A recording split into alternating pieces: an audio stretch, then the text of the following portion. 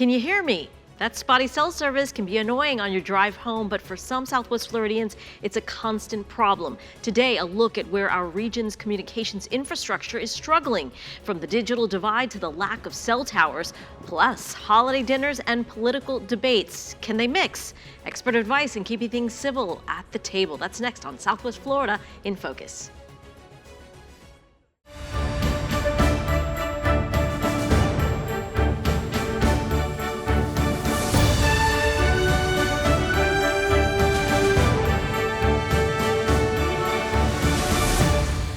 You're watching Southwest Florida in Focus. Coming up, bridging the gap in Southwest Florida. The digital divide leaves thousands of Southwest Floridians disconnected, and it's not just a problem in rural communities. We explore the challenges and the billions of federal dollars being invested to make things better. And how much of a future does farming have in Florida? We show you how farming and ranching in the state are adapting to survive. Plus, expert advice on navigating political conversations at holiday gatherings. Coming up, strategies to help keep discussions constructive and respectful. Hello, I'm Sandra Viktorova. Thank you very much for joining us. Today, we begin with a problem that the federal government is spending hundreds of millions of dollars in Florida to fix. A problem you might not have experienced. That's because most of us can send an email from our cell phone or watch videos on a laptop at home and not think twice about it. But for tens of thousands of Floridians, the digital divide is real. And for others, the struggle is cell service. And we're not talking about remote communities. In many cases, our communications infrastructure hasn't kept pace with our region's booming growth. Things trying on there. Well, no, that's not logical. Movie night is no fun at Veronica Allen's house in Lehigh Acres. Get to the cliffhanger, and here's what happens. Sometimes I... Buffering has been a constant problem ever since Allen moved to Southwest Florida about 2 years ago. She says she never even thought about internet access when she lived in Broward County.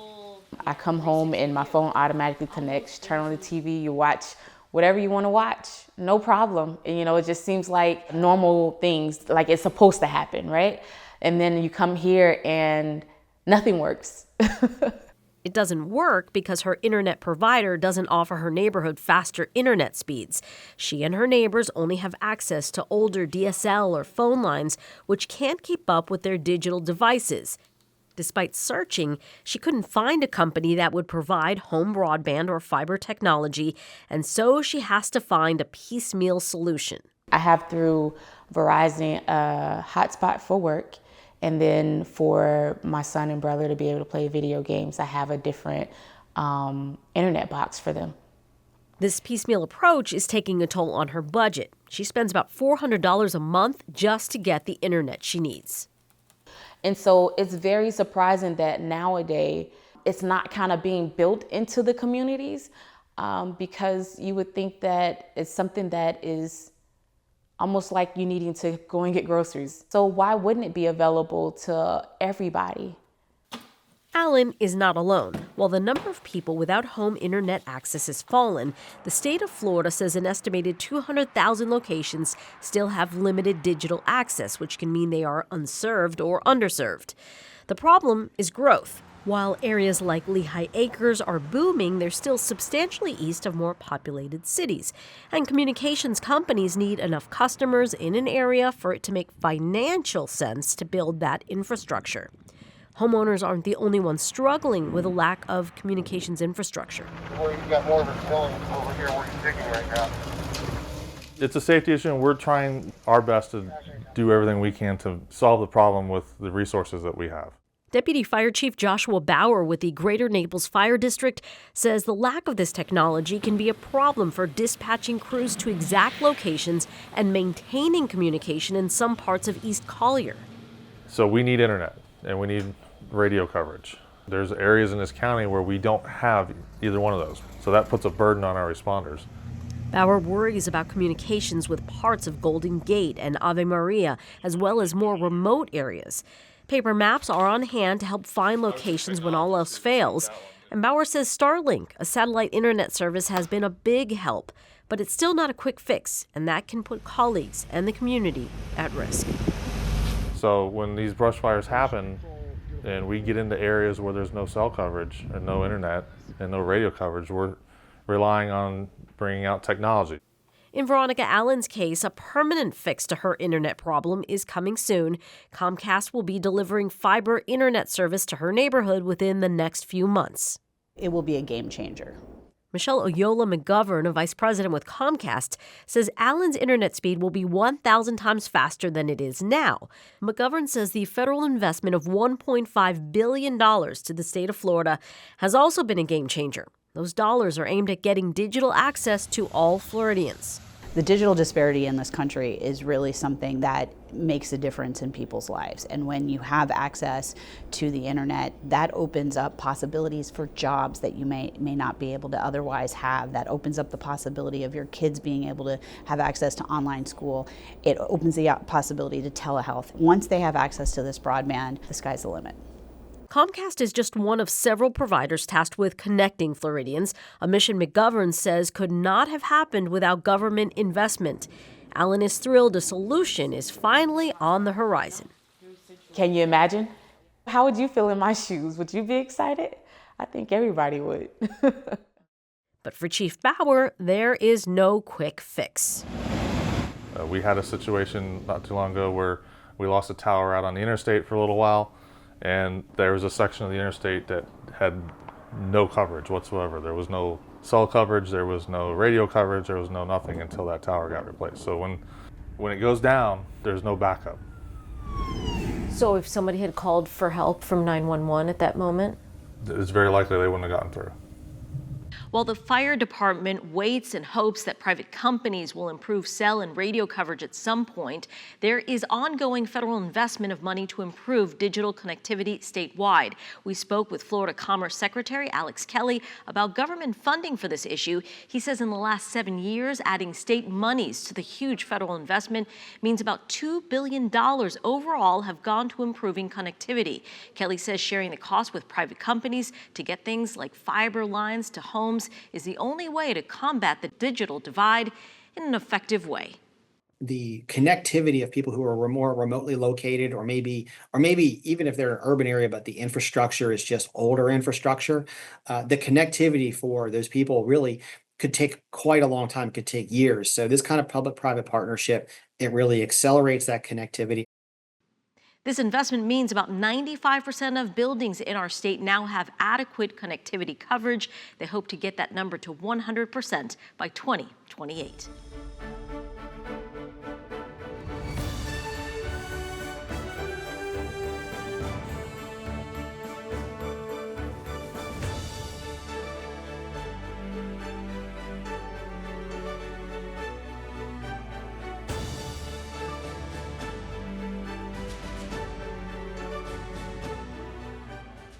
The nation is seeing a record-breaking boom in small business applications, with Florida leading the way. That story next on Southwest Florida in Focus. The White House recently announced a record number of new small business applications being filed during the Biden-Harris administration. That's 20 million applications, more than any presidential term in U.S. history. The data also shows our state leading this nationwide small business boom. Florida had nearly 2.5 million small business applications these last 4 years. So what do these numbers mean? Joining us now is Deputy Director of the National Economic Council, John Donnenberg. Thank you, Director. We appreciate your time. Good to be here. So let's start with this. How significant are these numbers?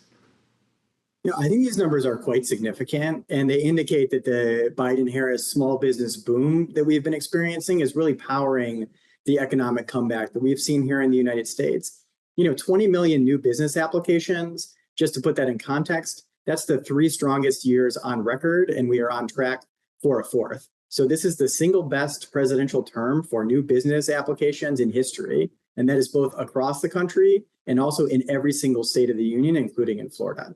And what does that mean in practical terms? It means, business ownership is way up, business creation is way up, and we're fighting for entrepreneurs and Americans across this country to be able to take those ideas and turn them into reality and start generating real wealth for themselves and for their families. So Florida leads the country in the number of applications. I would imagine that Governor Ron DeSantis here in Florida would take credit for that success. Who should get credit? Well, I think it's instructive that the success that we've seen in Florida has been repeated in every state in the union. The Florida numbers are very impressive.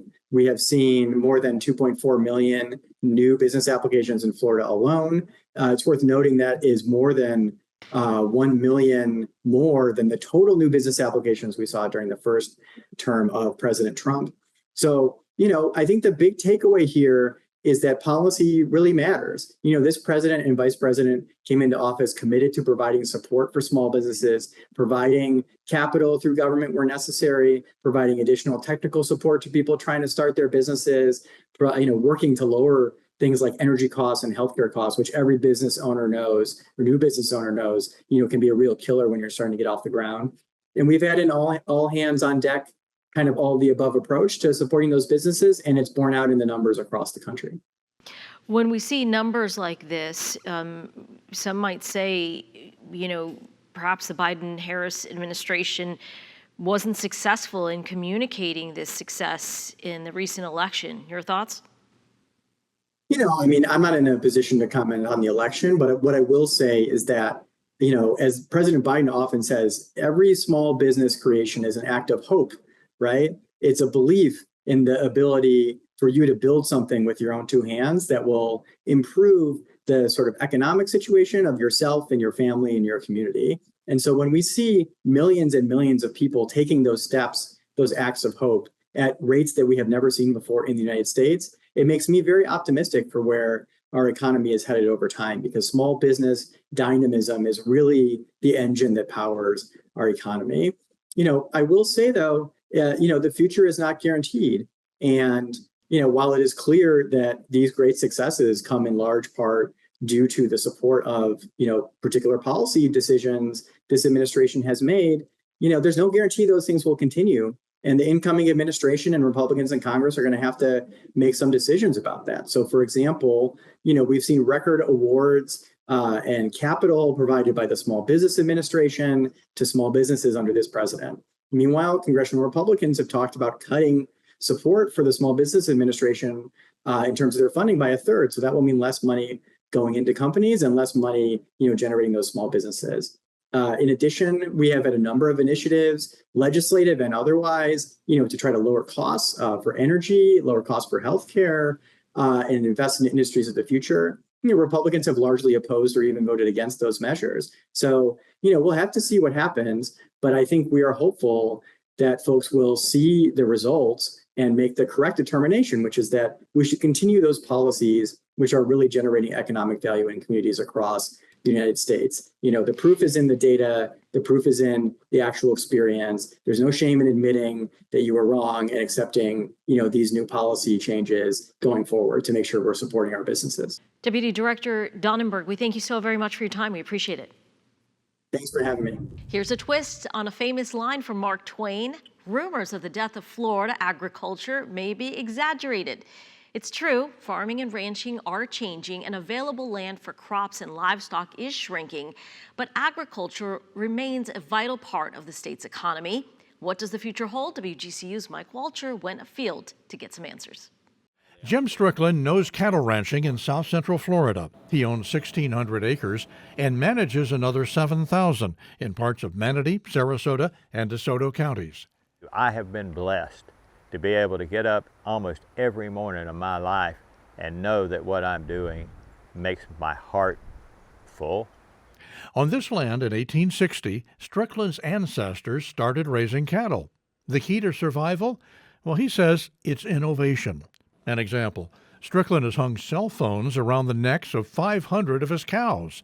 Then he uses GPS to locate them and round them up, especially after a hurricane or if fences go down. And it's kind of where old meets new. My cows have cell phones, but we still use horses.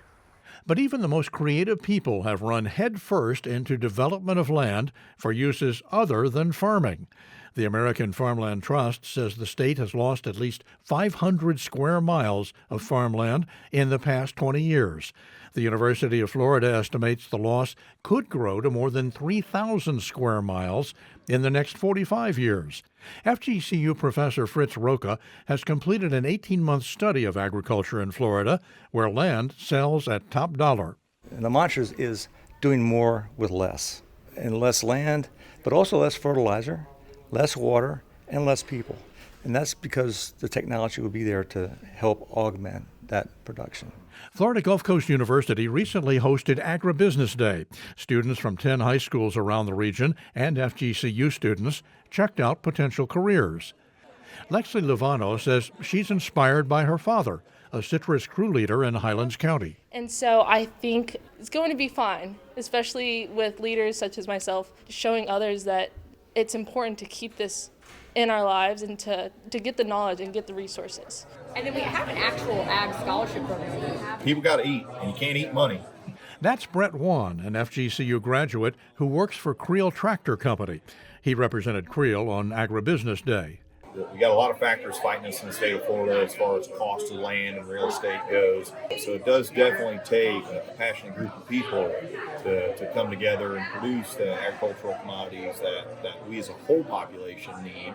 Citrus used to be the crown jewel of Florida agriculture, but greening and canker have devastated citrus, and the harvest now is small compared to 30 years ago. Lately, disease-resistant citrus is showing promise, thanks to research by the University of Florida. And vegetable growing remains strong in many parts of South and Central Florida. So what about the future, Professor Roca? Well, maybe we can evolve more into urban-style agriculture, so more hydroponics, aquaponics. Back on the ranch, Jim Strickland recognizes climate change, and his bread is herd with Brahman cattle. They can withstand hotter and more humid weather. He acknowledges the pressure to build on the land. We're not going to stop development. I'm not anti-development. We just need to make sure we balance development and balance that development along with water storage areas that we can provide. We can store water for those developments. We can purify water. We can provide, if you like wildlife, we're the ones that are going to protect your wildlife. Strickland and those like him have one burning desire: to put food on your table. They hope that drive carries to future generations.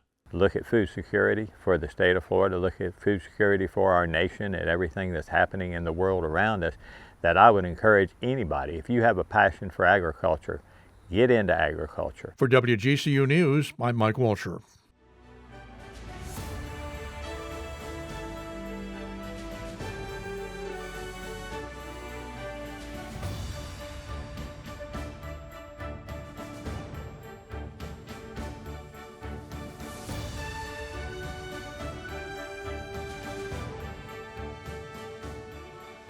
The holidays should bring loved ones together, but they can also bring heated political debates to the dinner table. Dr. Nolan Higdon, a professor and author on civil discourse, joined us to share strategies for fostering respectful conversations, even in our polarized environment.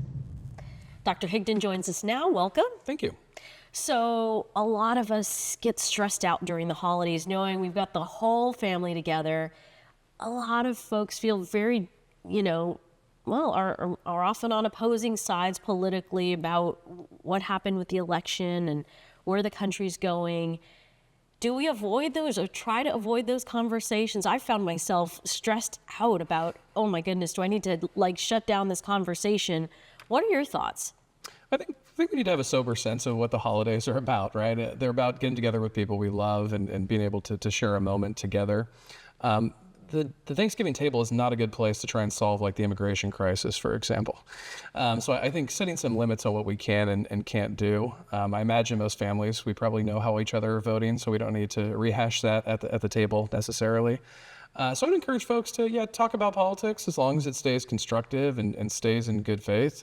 If it starts to become divisive or it's, possibly a topic that would ruin the day, I would stay away from it. I think the love of your family members are more important than staking out your hard positions on some political policy. So I know that you travel the country educating people, especially young people, about having constructive dialogue with people who don't agree with us. How do we do that? You said as long as it's respectful, it's okay to have these conversations around the holidays. What's your advice to people on having those conversations when you know in advance, okay, we have very different views on a lot of things?